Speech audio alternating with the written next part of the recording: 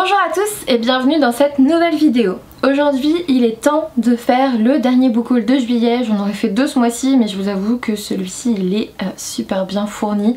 J'ai un peu craqué, j'ai aussi reçu pas mal de services presse pour le coup, donc je vais vous montrer tout ça.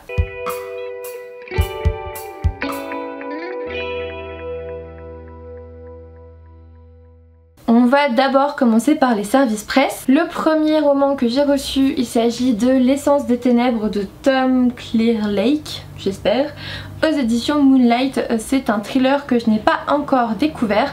On va en parler là en août parce que je me le suis mis pour ce mois-ci. Donc voilà, vous n'allez pas tarder à en entendre reparler. Tout ce que je sais, c'est que dans ce roman on va parler disparition d'enfants. Voilà, il y a 5 enfants qui ont disparu en l'espace de 4 mois. Et tout porte à croire qu'il s'agit d'enlèvement. Moi j'attends de voir, j'attends de suivre un peu ce Elliot Cooper, un agent spécial envoyé sur place. Et puis on va voir un petit peu ce que ça donne. Je ne connais pas du tout l'auteur, je ne connais pas du tout les maisons d'édition, donc on va voir. Des éditions Erol, j'ai reçu le dernier roman de Marie-Lise Trécourt, Une vie plus belle que mes rêves. Dans ce roman on va suivre Louise. Louise qui passe son temps à enchaîner les CDD en fait. Elle va se remettre au dessin et en tout cas tout ce que je sais c'est que c'est du développement personnel. Marie-Lise Trécourt, elle aime bien partager ses astuces etc. dans ses romans. J'ai son précédent roman, c'était Vise la lune et au-delà, j'ai toujours pas lu, c'était l'an dernier. Donc du coup bah écoutez, je vais la découvrir avec ça et puis j'enchaînerai sûrement sur son premier roman pour voir un petit peu ce que ça donne si jamais ça m'a plu quoi. Des éditions Lynx, j'ai reçu Le Passageur tome 1 et Le Passageur tome 2, du coup bah, j'ai les deux tomes de la saga, je suis super contente. Dans cette histoire on va suivre Mathéo qui sait que les fantômes existent parce que sa mère en a déjà aidé des dizaines à trouver le repos et lui en fait il va hériter de ce pouvoir et c'est tout ce que je sais, j'ai pas envie d'aller plus loin dans le résumé, donc on va lire bientôt cette petite saga, on en reparlera j'espère en août et puis septembre je pense pour se lire les deux tomes. Ensuite j'ai aussi reçu Le Matin de Neverworld de Marisha Pessl aux éditions Gallimard Jeunesse. Je sais pas trop de quoi ça parle, je vous l'avoue, en plus il sort le 22 août, du coup je vais pas vous faire de résumé, on en reparle mi-août, juste avant sa sortie en fait, à peu près quelques jours avant. Et puis je suis très contente parce que j'ai aussi reçu Ménélara, le tome 2 de Vincent Dionisio aux éditions Inceptio. J'avais franchement bien aimé le tome 1 avec pas mal de stratégies et de complots, j'attends de voir la suite de ce diptyque. C'est maintenant terminé pour mes services presse, maintenant je vais vous montrer mes achats et j'ai une sacrée pile mais il y en a eu beaucoup d'occasions, hein, ça va. Le premier roman que j'ai acheté et qui est déjà lu, c'est Boudica de Jean-Laurent Del Socorro aux éditions J'ai lu.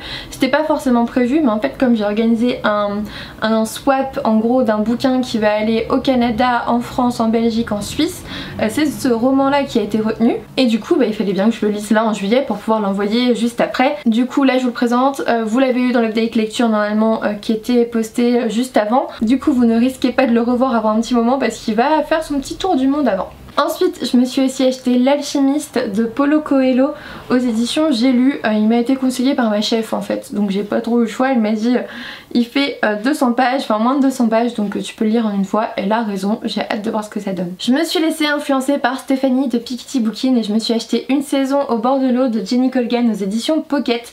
Je ne connais pas du tout Jenny Colgan donc ce sera l'occasion pour moi de la découvrir.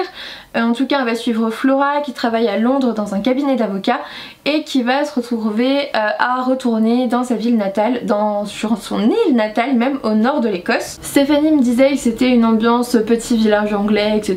Moi j'ai hâte de voir ce que ça donne tout simplement, pour voir si je l'aime autant qu'elle en fait tout simplement. Ensuite je me suis commandé Il était une fois mon meurtre d'Emily Cork, je sais pas comment on dit, aux éditions Calman Levy. Dans ce roman on va suivre Alex qui est dans le coma depuis 2 ans et qui va résoudre son propre meurtre en écoutant ce qui se passe dans sa chambre d'hôpital. Donc voilà, ça m'avait carrément attirée, j'attends de voir ce que ça donne. Et puis dans la même boutique j'avais trouvé Le Jardin des étoiles mortes de Laure Margérand aux éditions J'ai lu.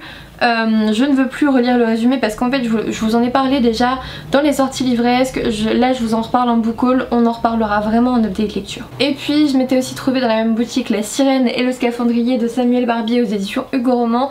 Ça a été un petit coup de cœur pour moi, on en reparle, non on en a déjà parlé dans l'update lecture qui vient de sortir. Et puis toujours dans la même boutique je m'étais trouvé Deux femmes dans la tourmente de Teresa Messineo aux éditions Belfond. Là on va être dans la Seconde Guerre mondiale et on va suivre deux amies infirmières en fait, qui se sont rencontrées à New York et qui vont se retrouver sur le front de l'Ouest en France. Donc voilà, elles doivent superviser un hôpital de fortune. Ça a l'air super intéressant, je le lirai pas tout de suite mais franchement il me faisait super envie. Et puis du coup j'ai craqué pour quelques BD, je me suis acheté Taonga, l'île mystérieuse de Legendre et Fabrizio aux éditions Jungle. Je vous en parle pas plus, je vous montre peut-être juste les premières planches, voilà, pour que vous voyez un petit peu le trait de dessin. Dans tous les cas je l'ai déjà commenté en update lecture et sur le blog. Et puis dans le même temps je me suis acheté De Lumière dans la nuit de Lorena Alvarez aux éditions Vent d'Ouest, enfin dans la collection Vent d'Ouest de Glénat. Et du coup je vous montre juste la planche la plus magnifique du monde, voilà. J'en parle déjà en update lecture, j'en parle sur le blog, donc on s'arrête là. Et puis j'ai terminé le mois avec 3 mangas. Je me suis acheté Mes voisins les esprits, le tome 1 chez Doki Doki, donc c'est de Shirotori Uchiyo. Personnellement j'étais super attirée, j'adore le folklore japonais, du coup je vais lire très vite et on en reparlera encore plus vite parce que franchement il me fait super envie. Et puis là après je me suis acheté des suites de sagas, je me suis pris Sleeping Charon, le tome 3 de Sayaka Mogi aux éditions Comic, et puis je me suis pris Créatures Fantastiques de Kazuya, le tome 3 aux éditions Comic aussi. Je dois encore lire les tomes 2 mais au moins je sais que j'ai la suite. C'est maintenant terminé pour ce book haul, je viens de vous présenter 18 livres, hein. Voilà, on est à ce point là, mais au moins j'étais plutôt contente, j'ai rattrapé un peu les achats, il y a eu beaucoup d'occasions, donc voilà. N'hésitez pas à me dire en commentaire si vous avez lu certains de ces romans, s'il y en a qui vous intéressent. Un petit pouce bleu, un abonnement si ce n'est toujours pas fait, voire un petit soutien sur YouTube si vous avez 20 secondes, ça serait super gentil de votre part. Et puis moi je vous dis à bientôt pour une nouvelle vidéo.